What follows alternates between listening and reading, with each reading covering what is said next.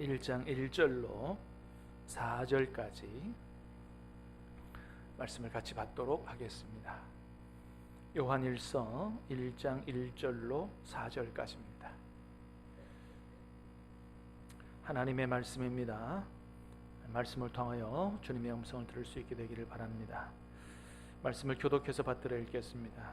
태초부터 있는 생명의 말씀에 관하여는 우리가 들은 바요 눈으로 본 바요 자세히 보고 우리의 손으로 만진 바라.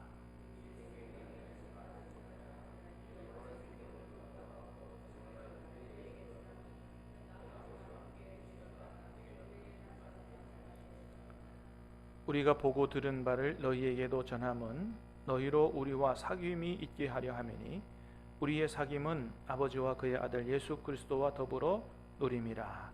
우리가 이것을 쓰면 우리의 기쁨이 충만하게 하려 함이라. 아멘. 오늘 우리 신년 첫 수요 기도회인데요.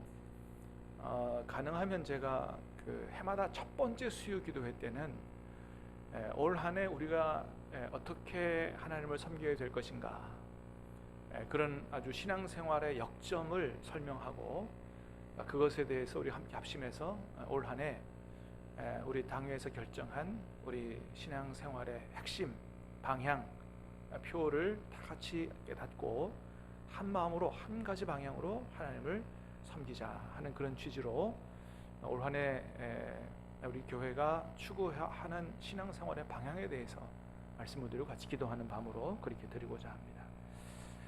자, 올해 우리 교회의 신앙생활의 방향, 그것은 이제 목회 방향이라고도 얘기할 수 있는데, 그것은 어떤 거냐? 그것은 사귐의 목회입니다. 한번 같이 따라 할까요? 사귐의 목회. 사귐의 목회. 여러분 잘 기억하시길 바랍니다. 자, 올 한 해 우리 신앙생활의 방향이 뭐라고요? 사귐의 목회다. 저는 올 한 해 다른 무엇보다도 이 일에 역점을 두고 목회를 하려고 해요. 왜 이런 표어 주제를 정했느냐? 그거는 이제 어느덧 저도 예수님을 믿은 지가, 또 신학을 공부하고 목회를 한 지가 꽤나 오래 됐습니다. 신앙생활 시작한 지는 초등학교 때부터 했으니까 두말할 것도 없고, 신학교를 졸업하고 전도사부터 한 게 벌써 한 30년이 됐고, 목사 안수를 받고 한 게 벌써 한 20년이 됐고, 그래서 여러분 세상에서 그러잖아요. 누구든지 어떤 한 분야에 한 10년 정도 일하면 전문가라고.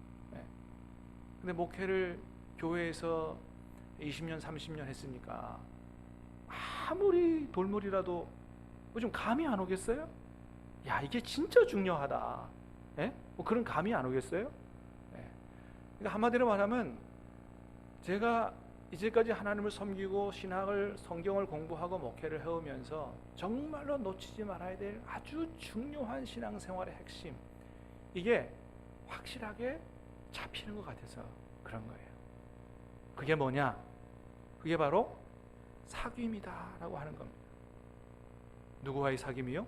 하나님과의 사귐이요. 나아가서 누구와의 사귐이요? 사람과의 사귐인 거예요.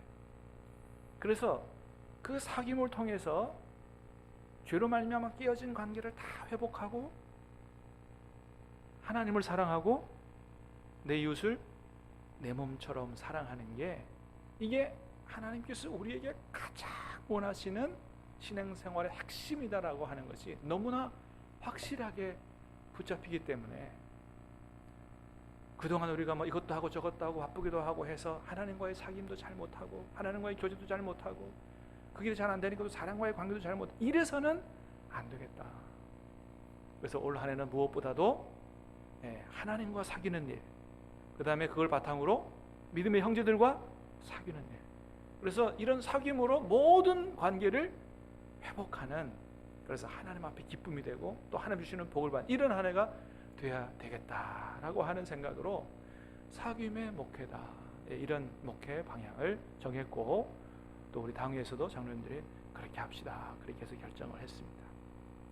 여러분, 우리가 하나님을 섬기면서 참 여러 가지 많은 일들을 하죠.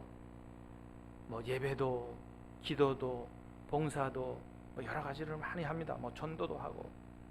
그런데 지난 우리 송구영신 예배 때도 잠깐 들었습니다만은, 우리가 신앙생활을 하면서 조심해야 될 게 있는데, 예수님 앞에 책망받은 서기관과 바리새인처럼 되지 않아야 된다는 것입니다. 그들도 하나님을 열심히 섬긴다 그랬는데 잘못 섬긴 거죠. 그러니까 여러분, 열심보다 중요한 건 뭐예요? 방향인 거예요. 방향. 주님께서 기뻐하시는 방향을 제대로 찾는 겁니다. 우리가 서울로 가야 되는데 방향을 잘못 찾아가지고 부산이 끝이니까 어디 갈 데가 없구나. 하여튼 뭐 반대 방향으로 열심히 엑셀 밟고 가면, 열심히 가면 갈수록 어떻게 해요? 목표와 멀어지는 거예요. 그래서 여러분, 열심히 하나님을 섬기는 것도 중요하지만 더 중요한 건 뭐라고요? 내가 열심을 내는 방향이 제대로 됐느냐, 이게 중요한 거거든요. 서기관 바리새인들 열심을 냈어요. 근데 어떻게 해요? 하나님과는 전혀 반대 방향으로 열심을 냈다는 거죠. 그 오히려 책망을 들었다는 것입니다. 여러분, 그래서 우리가 하나님을 섬기면서 이 일도 하고 저 일도 하고 열심히 많은 일들을 하는데, 중요한 거는 마지막 날에 내가 너를 안다, 착하고 충성된 종아, 그리고 수고했다, 그리고 어깨 두드려주고 안아, 이런 거에 이런 결말이 돼야지. 마지막 날에 내가 너를 도무지 알지 못한다, 이런 말씀을 드리면 되겠습니까? 안 되겠습니까? 이거 절대로 안 될 일이죠, 여러분. 여러분, 우리 중에, 우리 신앙교회에 속한 지체 중에 한 분도 주님 앞에 마지막 날에 그런 책망의 말을 듣는 사람이 한 사람도 없게 되기를 주님의 이름으로 축복합니다. 그렇습니다. 그래서 우리는 다 주님께서 칭찬하시고 안아주시고 등 들여주시고 눈에서 눈물 닦아주시고 이런 복을 누려야 되는 거죠. 우리가 아무리 열심으로 하나님을 섬겨도 나중에 주님이 모르신다고 하면 아무 소용이 없는 거예요. 여러분, 물론 저와 여러분들은 예수님 안에서 구원받은 하나님의 자녀가 확실한 줄로 믿습니다. 믿습니까? 예. 나중에 주님 만날 때 혹시 나를 모를까 봐 어떡하냐 하는 그런 생각, 그런 두려움을 갖는 것은 우리가 구원받았다는 확신과 이 믿음이 없어서가 아니에요. 왜 그러냐 하면, 우리가 나중에 주님 만날 때 어떤 말씀을 듣게 될까를 생각하면서 신앙생활을 해야 되는 이유는 우리의 구원의 완성이 아직 이루어지지 않았기 때문이라는 것입니다. 우리가 구원받은 게 확실하지만 구원의 날에 그 완성된 구원이 아직 이루어지지 않았기 때문이에요. 여러분, 그래서 우리가 잘 아는 것처럼 그렇게 믿음이 좋고 하나님 앞에 귀하게 쓰인 사도 바울이 뭐라고 얘기했다고요? 고린도전서 9장에 보니까, 시작. 내가 내 몸을 쳐 복종하게 함은 내가 남에게 전파한 후에 자신이 도리어 버림을 당할까 두려워함이로다. 이 바울이 한 얘기예요. 바울이 뭔 얘기했다고요? 내가 남에게 열심히 예수님 전한 다음에 내가 도리어 버림을 당할까 두려워한다. 여러분, 바울이 왜 이런 얘기 했겠어요? 내가 정말 구원받은지 안 받은지 잘 모르겠다, 헷갈린다, 뭐 이것 때문에 이런 얘기 했겠어요? 아니죠. 그런 게 아니에요. 아직 구원의 완성이 이루어지지 않았기 때문에 절대로 나는 하나님 앞에서 신앙생활에 이 열심을 넣는, 최선을 다해 주님을 섬기는 긴장의 끈을 놓지 않겠다, 마지막까지 최선을 다해서 하나님을 섬기겠다, 이런 뜻이죠. 그래서 혹시나 자신이 도리어 버림당할까 두렵기 때문에 어떻게 한다고 얘기했습니까? 내가 내 몸을 쳐 복종하게 한다. 정말 하나님의 말씀에 순종해서 그렇게 살겠노라고 결단하고 있는 걸 보게 됩니다. 여러분, 예수님도 그런 말씀하셨죠? 예수님도, 자, 마태복음 7장의 말씀을 다시 보겠습니다. 시작.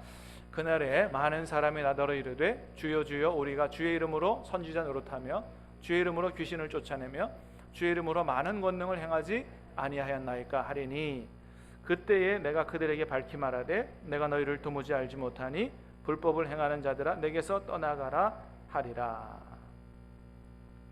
그날에 마지막 날에 많은 사람이 이렇게 얘기할 거라는 거예요.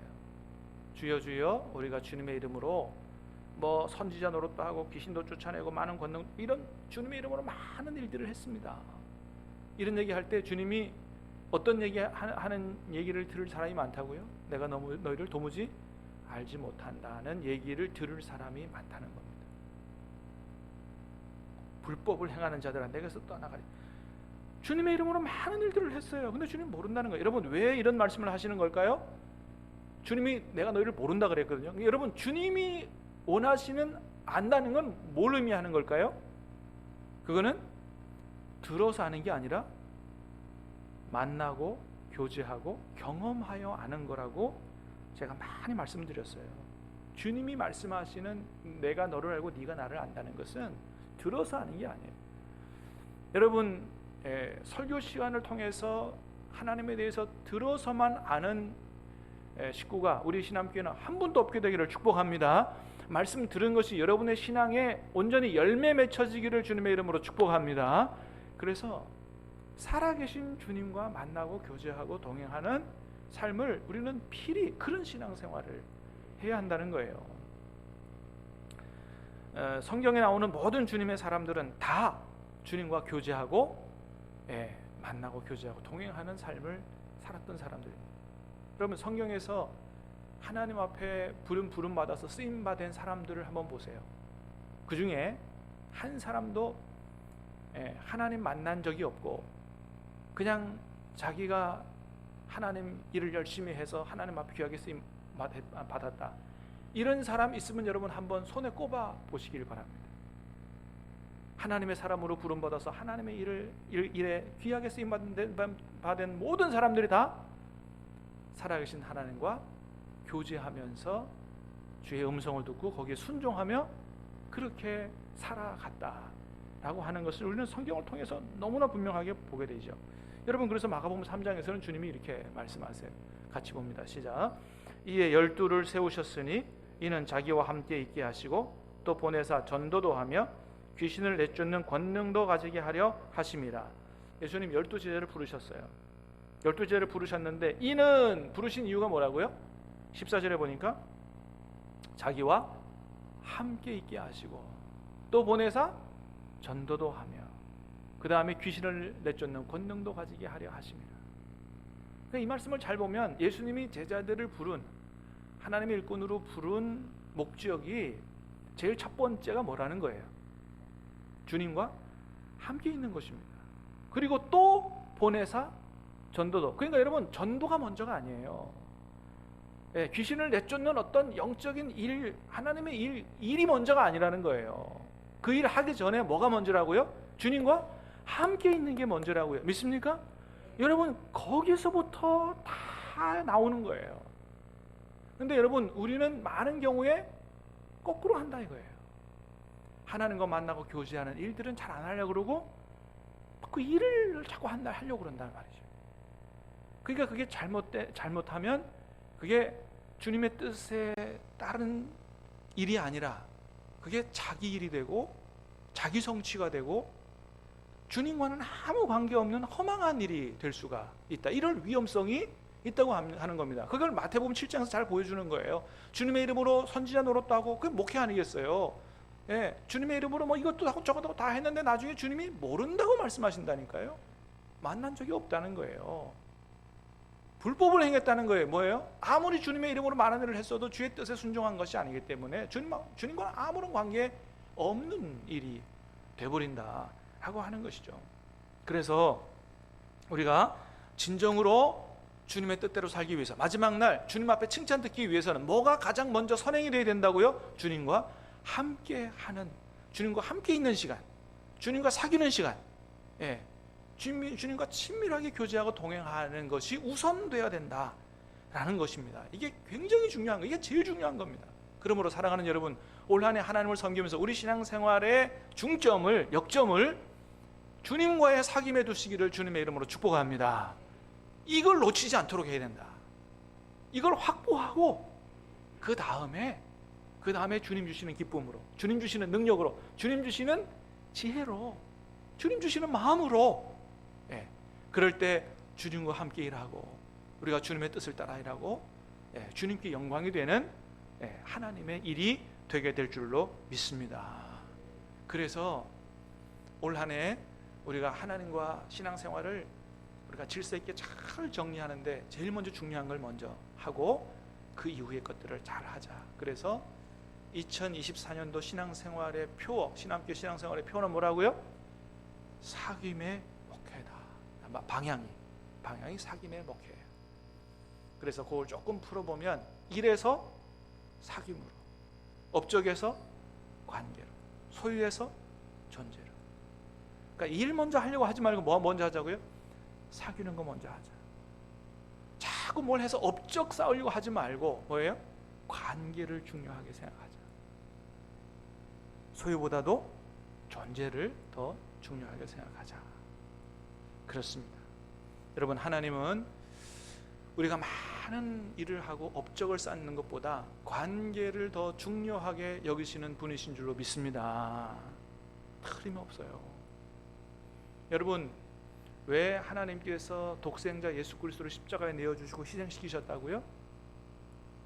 그거는 죄로 말미암아 깨져버린 저와 여러분들의 관계를 회복시키기 위해서예요. 예수님을 십자가에 내어주고 희생시킨 것이 무슨 큰 교회당 건물 많이 짓기 위해서가 아닙니다. 저와 여러분들을 죄로 말미암아 깨진 관계를 회복하고 구원하시기 위해서. 그러니까 우리가 구원받았다고 하는 것은 뭘 얘기하는 거예요? 죄로 말미암아 깨져버린 하나님과의 관계가 회복됐다라는 것을 의미하는 겁니다. 여러분, 구원받으셨습니까? 여러분, 하나님과의 관계가 친밀해지기를 주님의 이름으로 축복합니다. 그게 진짜 구원받은 거예요. 완성된 천국도 하나님 없는 황금길 다니는 게 아니고요, 하나님과 함께 영원히 사는 곳이 천국인 줄로 믿습니다. 그곳에 기쁨이 있고 그곳에 생명이 있는 줄로 믿습니다. 그렇습니다, 여러분. 그래서 뭐 의리의리한 교회를 안 다녀도, 여러분, 작은 시골 교회를 다녀도 하나님과의 관계가 회복되는 신앙생활 하는 사람 영원히 살게 되는 줄로 믿습니다. 아무리 엄청난 건물에 휘빛과 번쩍한 교회를 다녀도 하나님과의 관계가 회복되지 않은 영혼은 죽은 영혼인 거예요. 그 속에 무슨 기쁨이 있어요? 그 속에 무슨 참된 생명이 있습니까? 진정한 생명과 복은 주님께로부터 온다라고 하는 것입니다. 그래서 우리에게 주신 가장 큰 계명 두 가지, 그게 뭐예요? 하나님을 사랑하고 이웃을 사랑하라. 다시 말하면 하나님 사랑하고 이웃 사랑하려면 뭐부터 해야 돼요? 깨어진 관계부터 회복을 해야 되는 거예요. 하나님 사랑하기 위해서 하나님과의 관계를 회복해야 되고, 이웃 사랑하기 위해서 이웃과의 관계를 회복해야 하는 것입니다. 그래서 우리에게 주신 가장 큰 계명이 하나님 사랑, 이웃 사랑이기 때문에 사랑을 잃어버리면 다 잃어버린 것과 똑같다는 것입니다. 기억하십시다. 따라할까요? 사랑 잃어버리면 다 잃어버린 것이다. 그게 에베소 교회에 주신 주님의 말씀이에요. 에베소 교회에 이런저런 칭찬을 많이 합니다. 너는 이것도 잘하고 저것도 잘하고 다 잘한다. 그런데 뭘 잃어버렸다고요? 첫사랑을 잃어버렸다. 그걸 회복해라. 회복하지 않으면 내가 가서 촛대를 옮겨버리겠다. 아무리 다른 거 잘해도 하나님 사랑하는 거와 사람 사랑하는 거, 이웃 사랑하는 거, 믿음의 형제를 사랑하는 거 잃어버리면 다 잃어버린 것과 다름이 없다라고 하는 것입니다. 그래서 우리는 정말 무엇이 더 중요한지를 제대로 깨달아 알아야 된다. 무엇이 중요한디? 이거 세상에도 유행했다면서요? 무엇이 중요한디? 무엇이 중요하다고요? 일보다, 업적보다 관계가 더 중요하다. 믿으시길 바랍니다. 그래서 사역이 너무 많아서 하나님과의 관계가 깨지면 안 되고요, 일이 너무 많아서 믿음의 형제들과의 관계도 깨지면 안 된다는 것입니다. 일보다 관계가 더 중요하다. 제가 이제 서울에서 한 교회에서 부목사 10년 2개월 하고, 제가 할 일은 다 이제 했다고 생각하고, 담임 목사님 안식년 갔다 6개월 갔다 오시는 동안에도 제가 교회를 다 도맡아서 하고, 당회도 다 하고, 이제 목사님 저 갈랍니다. 그리고 이제 담임 목회를 나오려고 기도했어요. 하나님, 이제 이렇게 부족한 사람 이렇게까지 세워주셨으니 하나님께서 가라는 대로 가겠습니다. 내 개인적으로는 절대로 목사를 할 수 없는 나를 이렇게 목사를 할 수 있도록 이제까지 이끌어 주신 하나님, 이제는 주님 뜻대로 쓰십시오. 개척하라면 개척할 거고, 선교하라면 선교할 거고, 주님이 보내시는 데 가서 일하겠습니다. 그것이 너를 가장 먼저 오라고 하는 데가 거긴 줄 알고 가겠습니다. 그렇게 기도했는데 그게 중요한 게 아니고, 그러면서도 한 가지 조건을 걸었어요. 서울에만 안 있게 해주십시오 그랬습니다. 남들은 서울 가서 목회하려고 난리인데 나는 난 서울만은 싫습니다. 서울만 아니고 다른 곳에서 부르면 거길 가겠습니다. 왜 그랬느냐? 저는 서울 목회가 너무 싫었어요. 그래도 제가 적지 않은 교회에 있었습니다. 전임 부교육자가 10명이었으니까. 근데요, 그 안에서도 막 경쟁하는 거예요.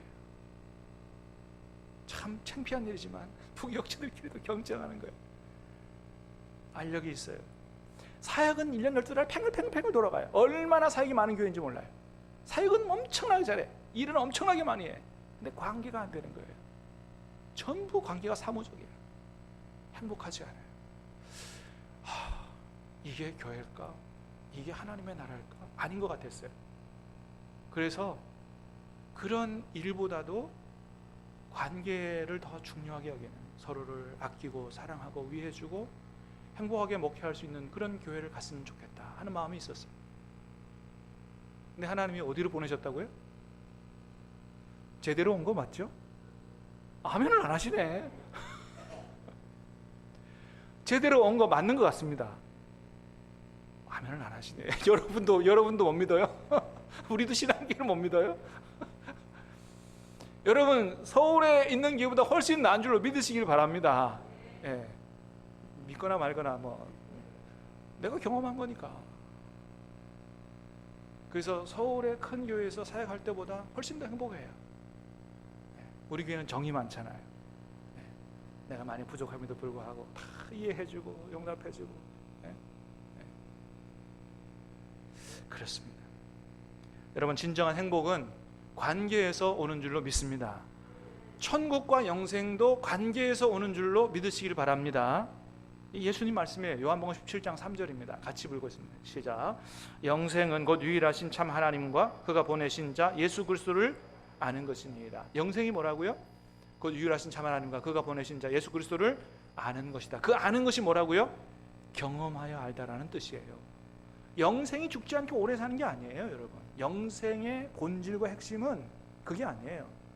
그러면 지옥 가서도 영생하는 거잖아요. 지옥에서는 안 죽잖아요. 지옥 가면 영원하잖아요. 그 영생이 아니에요. 진짜 영생은 뭐예요? 하나님과의 관계에서 오는 기쁨이 있어서 그런 기쁨과 행복으로 오래 사는 게 이게 영생이지. 이게 진짜 생명이고, 고통스럽게 영원히 사는 게 뭐가 영생이에요. 그래서 진정한 영생은 어디로부터 온다고요?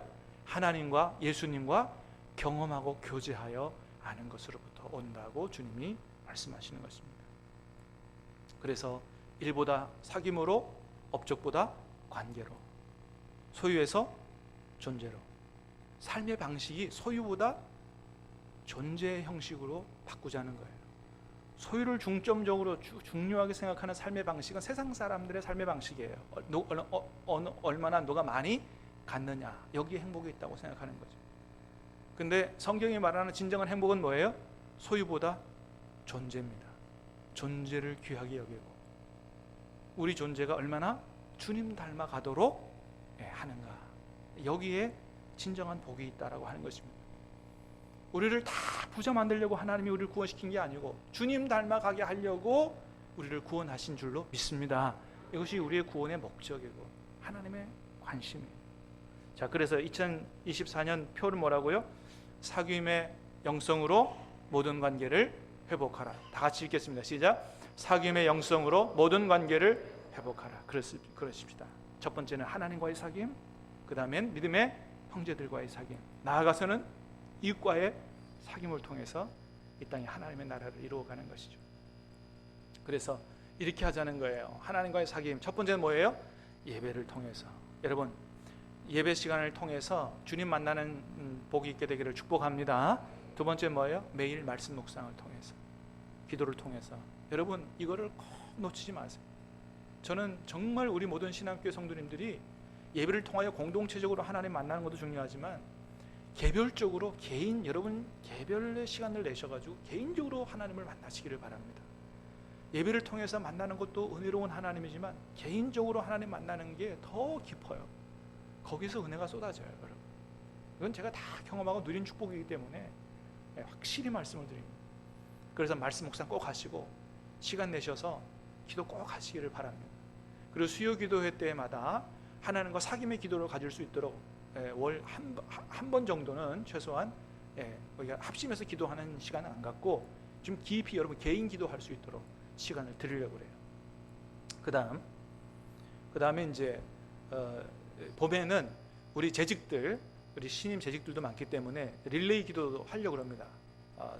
예전에 우리가 작년에 했던 것처럼 그래서 7시 반부터 9시까지 열어두고 2명씩 조표 현상에서 나오셔서 뭐 더 같이 나오자 그래서 와서 해도 좋아요. 그래서 좀 꼭 교회 와서 깊이 주님과 기도할 수 있는 그런 훈련도 하려고 그러고, 또 후반기에는 21일 다니엘 기도회라고 아주 유명 강사들이 와서 영상으로 하는 겁니다만은 많은 분들이 은혜를 받는다 그러고, 저도 몇 년 전부터 하고 싶었던 거예요. 그래서 이번에 우리가 결정했는데 가을에는 21일 다니엘 기도회로 정말 하늘로부터 은혜가 쏟아지는 이런 시간을 가지려고 합니다. 자, 하나님과의 사귐은 이렇게 하자. 그 다음에 이제 저와 여러분과도 사귀어야 되잖아요, 그죠? 많은 경우는 제가 아주 참 싫어하는 게 중 하나 있어요. 뭐냐 하면 목회자가 성도와 너무 가까워지면 안 된다, 이런 교육을 옛날부터 많이 받았어요. 나는 그 이해를 못 하겠더라고요. 물론 뭐 그런 염려가 없지 않아 있기 때문에 그럴 거예요. 뭐냐 하면 너무 가까워지면 이 목회자의 인간적인 면이 드러나게 되고, 그러면 기대했던 성도들이 실망하게 되고 이제 이런 일이 있을까 봐 하는 염려가 있을 수 있겠습니다만은, 그러나 여러분, 우리가 그런 것도 다 이해하고 품어줄 만큼 정말 예수님 안에서 한 가족으로 우리가 가까운 그런 관계가 되어야 될 줄로 믿습니다. 서로 사랑하고 위해주고 품어주고 그렇습니다. 그래서 뭐 신방을 통해서 뭐 전화라든지 방문이라든지 또는 뭐 정기 신방이라든지 유고 신방이라든지 식사라든지 여러 가지 통해서 또 저와도 사귐을 갖고, 또 이제 구역 모임마다 또 돌아가면서 제가 참여를 하고 여러분과 직접적으로 만나고 교제하는 시간을 가질 것입니다. 그 다음에 예전에 잘 하지 못했던 구역장 모임, 우리 줌이나 오프라인 통해서 병행을 하고, 또 제자훈련 목요일날 또 큐티 나눔 방 이런 걸 통해서 여러분과 사귀고 교제할 수 있는 시간을 그렇게 갖도록 하겠습니다. 특별히 저는 올 한 해는 우리 구역 모임 회복의 해로 그렇게 좀 마음에, 우리 구역자님들 저와 함께 딱 마음을 잡고 우리 구역 모임이 회복이 되고 활성화되고 구역 모임을 통해서 성도의 참다운 교제가 이루어지고 교회가 건강하게 세워지는 이런 일들을 꼭 좀 이루어냈으면 좋겠다. 구역 모임이 아니면 성도의 영적인 교제와 친밀한 교제를 이룰 수 있는 소그룹이 없어요. 뭐 여전도회도 그렇고 남선교회도 그렇고 일단 사업을 중심으로 모이게 되고요.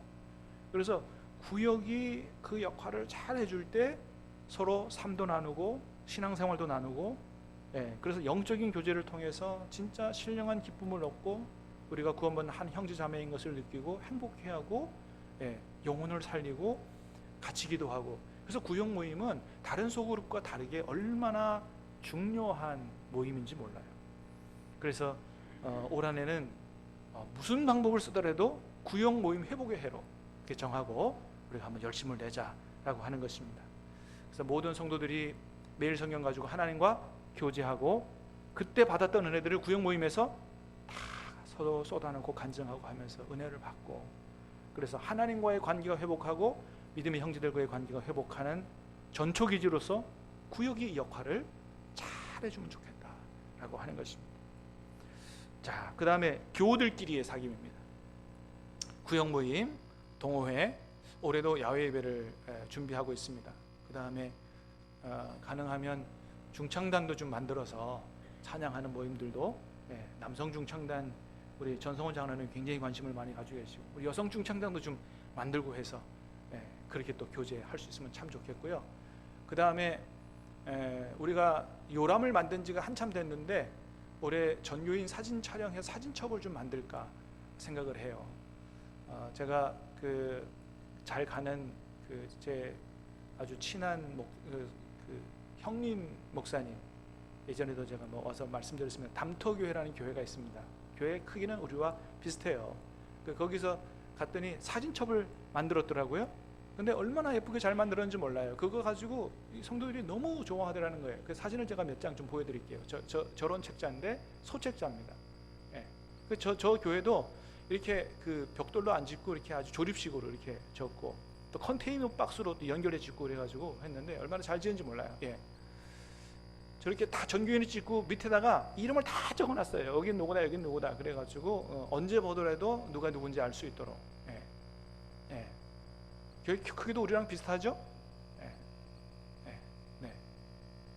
이렇게 기관별로, 선교회별로 사진을 다 찍어서 칼라로 찍었는데 얼마나 예쁘게.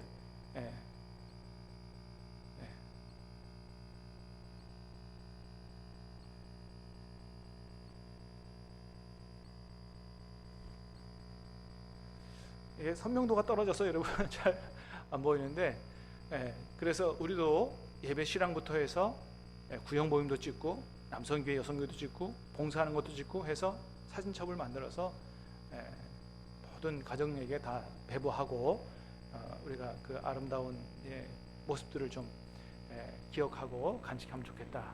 이게 또 아름다운 성도의 교제가 될 것이라고 생각을 합니다. 자, 그 다음에 이웃과의 사귐.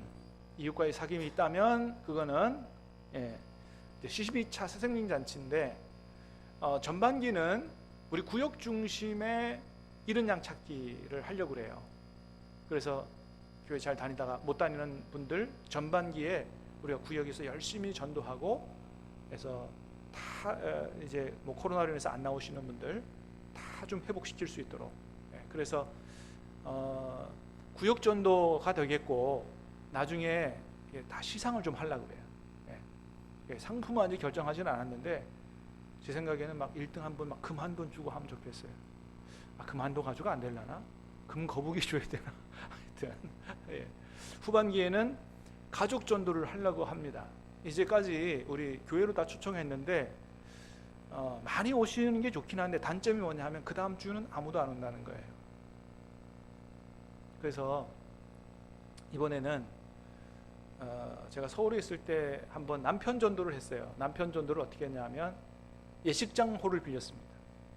예식장 홀을 빌리고 거기서 옛날 결혼하던 장면을 연상시키면서 거기서 이렇게 식사를 함께 대접하고, 또 초청한 부인이 편지도 읽고, 또 초청한 자녀가 또 이렇게 다른 순서를 갖고, 그리고 나중에는 옛날에 결혼할 때를 생각하면서 남편이 아내에게 화관도 씌워주고 이제 이런, 그래서 거기서 이제 예수 믿기로 결단한 사람도 막 나오고 했는데, 교회로 오라 그러면 잘 안 오시니까 외부에 식당을 좀 근사한 데를 빌리려고 해요. 그래서 식당으로 다 초청을 해서 형식에 얽매이지 않고, 예배 형식에 얽매인 게 아니고 그냥 자연스럽게 식사하는 거예요. 식사하고 교제하고 거기서 편지도 읽고 또 영상도 보여주고 또 간단하게 제가 복음 메시지도 전하고 해서 좀 자연스럽고 마음 열린 상태에서 가족을 예수 믿게 하는 이런 전도를 한번 할까 지금 생각하고 있습니다. 여러분 기도해 주시기를 바라고요. 연말 전도왕 포상 1, 2, 3등 그만둔, 저건 제가 지웠는데 거기다 왜 넣어놨어요? 이건 저렇게 나오면 줘야 되잖아. 어쨌든 간에 자, 그 다음 지역사회 선교, 이웃과의 만남, 삼계탕, 또 김치 나누기 우리 계속 해왔고요. 우리 동네 교회 주변 너무 더러워서 우리 좀 청소하는 일도 교회 학교 중심으로 그렇게 하려고 합니다. 그 다음에요. 이건 이제 여러분에게 설문조사를 좀 하려고 그래요. 앞으로 우리 교회 발전을 위해서 어떻게 하는 게 좋겠느냐. 이건 뭐 당회가 결정하고 이렇게 합시다해서 할 수 있는 문제가 아니기 때문에 우리 앞으로도 교회가 지역 사회를 품어안고 우리 자녀들을 위해서 또 앞날을 위해서 어떻게 하는 게 좋겠나 설문조사 하려고 그러는데, 저도 이제 계속 느끼는 건 뭐냐 하면은 우리의 힘으로는 교회를 신축하거나 할 수가 없어요. 하나님께서 축복하시고 하나님이 지으셔야 될 줄로 믿습니다. 그래서 기도해야 되고요. 근데 요즘에 젊은 세대들, 요즘에 이제 신혼부부들이라는 자라오는 세대들에게는 복음의 메시지도 중요하고 설교도 중요하지만 그들이 굉장히 선호하는 아주 현대화된 깨끗한 시설도 굉장히 중요하다라고 하는 것입니다. 사람들이 차 댈 데 없으면 안 오고요. 왜냐하면 설교는 인터넷으로 들으면 되니까. 주차장이라든지 아니면 교회 시설이 너무 낙후되면 젊은 사람들이 오려고 하지 않아요. 이런 생각도 우리가 생각해야 된다. 그래서 기도하는 중에 우리가 이런 것들을 좀 해볼까 합니다. 그 다음에 15기 무지개교실, 이번에 무지개교실 실장님으로 우리 허세훈 집사님이 지역아동센터 센터장이기 때문에 이 일에는 전문가예요. 그래서 지금 준비하고 있습니다. 6개 과목 정도로 그렇게 진행을 하려고 합니다. 그 다음에 이제 선교는 우리가 기도해 봐야 되는 겁니다만은, 예전에도 한번 말씀드렸습니다만은 여러 군데를 돕는 그런 선교를 한 곳으로 집중해서 나중에 신암교회 이름으로 교회를 세우는 것을 생각해 보면 좋겠다. 이거 놓고도 우리가 기도해야 될 것 같고요. 그 다음에 한 가지 맨 마지막으로는, 제가 올해는 조금 안식년을 갖고 이후에는 1년에 한 3주 내지 많게는 한 달 정도 이렇게 연구월을 좀 가질 생각입니다. 왜냐하면 이제까지 제가 한 13년 우리 신암교회에서 목회하는 동안에 그냥 계속해서 제 안에 있는 것들을 뽑아내기만 했어요. 사실 보통 목사님들이 안식년 할 때 7년째 안식년을 하거든요. 여러분, 제가 우리 신암교회 와서 설교한 게 얼마나 될까요? 수천 번이 될 거예요. 수천 번이. 근데 뭐가 나오려면 어떻게 해야 돼요? 집어넣어야 나오는 거예요. 그냥 나오는 것이 아니고. 그래서 조금 쉼도 필요하고 또 충전해야 또 좋은 게 나오고 하기 때문에 올해는 한 달 정도 안식년을 가지고 좀 쉬기도 하고 좀 책도 읽고, 그리고 우리 시찰회에서 지금 성교순례를 계획하고 있어서 좀 거기도 한번 다녀오고 그럴까 생각하고, 그래서 여러분들에게 더 좋은 양식을 먹이기 위해서 이런 것들이 좀 필요하다. 여러분 기도해 주시기를 바랍니다. 자, 우리 찬양하고 함께 기도하도록 하겠습니다.